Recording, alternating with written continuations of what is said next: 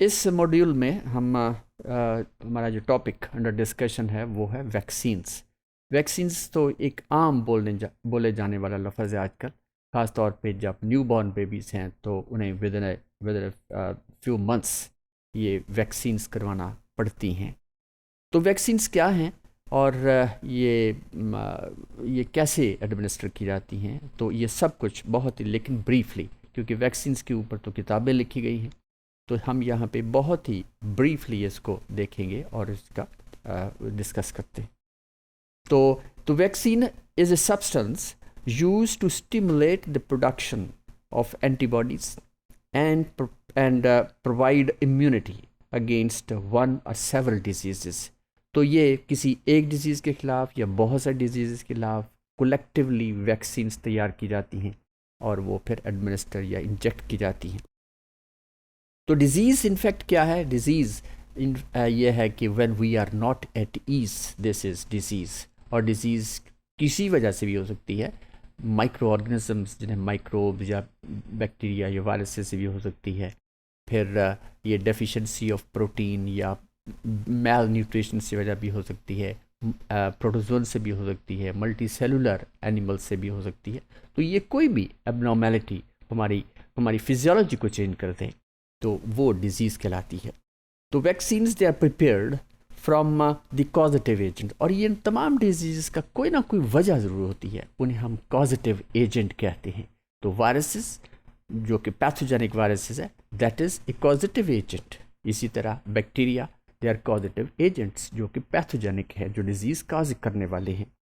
तो it may be A synthetic substitute, और ये इसे सिंथेटिकली भी प्रिपेयर की जाती हैं आजकल, और वो बहुत इफ़ेक्टिवली वो फिर इंजेक्ट किए जाते हैं डिजीज़ के लिए या डिजीज़ को प्रिवेंट करने के लिए। तो there is no vaccine against the virus, ये कहा जाता रहा है, लेकिन अब ये बाकायदा इसे सिंथेसाइज की गई हैं और ये बहुत ही एक्सपेंसिव हैं ये वैक्सीन्स अगेंस्ट द वायरसेस।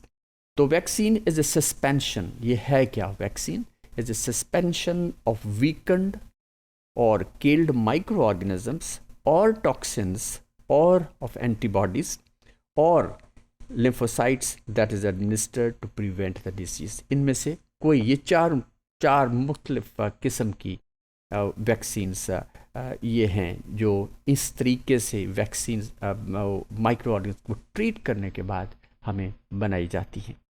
तो ये जब हम वीकेंड कहते हैं तो this is different from the which is killed micro organism. तो ये इस तरह वीकनिंग ऐसी कर की जाती है कि उसकी एंटीजीनिक प्रॉपर्टीज़ कायम रहें, लेकिन उसकी पॉइजन काज करने की प्रॉपर्टीज़ या डिजीज़ काज करने की प्रॉपर्टीज़ जो है वो ख़त्म हो जाए। तो there are four main types of vaccines जो आजकल ये बनाई जाती हैं या एडमिनिस्टर की जाती हैं। तो कुछ एक तो है कि लाइफ अटेनुएटेड वैक्सीन्स, यानी जैसे वीकेंड वायरसेस करके वायरसेस को वीकन करके तो वो जो बनाई जाती हैं। फिर inactivated vaccines which are the killing of the micro organisms, लेकिन फिर भी उससे फ़ायदा उठाते हैं वो जो किल्ड वायरसेस होते हैं। Then there is subunits, recombinant polysaccharide and conjugate proteins। ज़्यादातर conjugate proteins हैं जो वैक्सीन्स हैं जो कि आजकल बहुत ही राइज हैं, और ज़ाहिर है इसकी लैब के अंदर प्रेपरेशन इज़ वेरी एक्सपेंसिव। और ये कॉन्जुगेट जैसा कि नाम से ज़ाहिर है कि दो मुख्तलिफ चीज़ों को कॉन्जुगेट करने के बाद उसकी जो एक्टिविटी है उसको एनहेंस करते हैं। तो they are more effective as compare to any other vaccines। Then the toxoid vaccines, microorganisms जो हैं they produce toxins, और उनको ऐसे ट्रीट करके कि उसकी पॉइजनस प्रॉपर्टीज़ ख़त्म हो जाएं तो वो टॉक्सॉइड्स कहलाते हैं। ये भी आजकल ये राइज है, और ये बच्चों में हम जैसे डिप्थीरिया वगैरह तो वो टॉक्साइड्स होते हैं जो इंजेक्ट किए जाते हैं।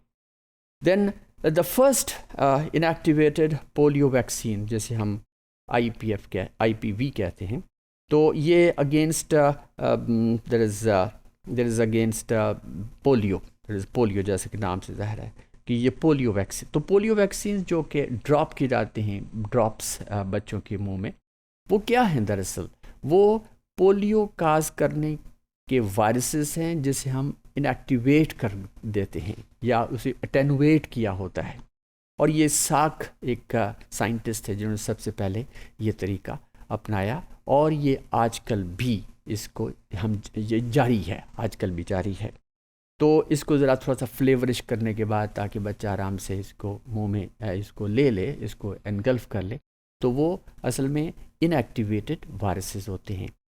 और उसके बाद कि ये क्या टर्म्स जो हमने इस्तेमाल की हैं कि अटेनुएटेड का मतलब होता है वीकंड, दैन इनएक्टिवेटेड जो कि किल्ड वायरसेस होते हैं, और आमतौर पे इसको ख़ास कंसंट्रेशन फॉर्मल्डिहाइड से या एक फॉर्मेलिन जो कि बहुत ही उसकी ख़ास परसेंटेज बनाने के बाद इसको इन वायरसेस को किया जाता है, अटेनुएट किया जाता है, ये इनएक्टिवेट किया जाता है। और जो एडल्ट्स के लिए अगर किसी ने अगर बाहर जाना है abroad, that is outside the country, तो उसे आजकल कहा जाता है कि MMR हॉस्पिटल में जाएं और इस तरह ये वैक्सीन्स करवाएं।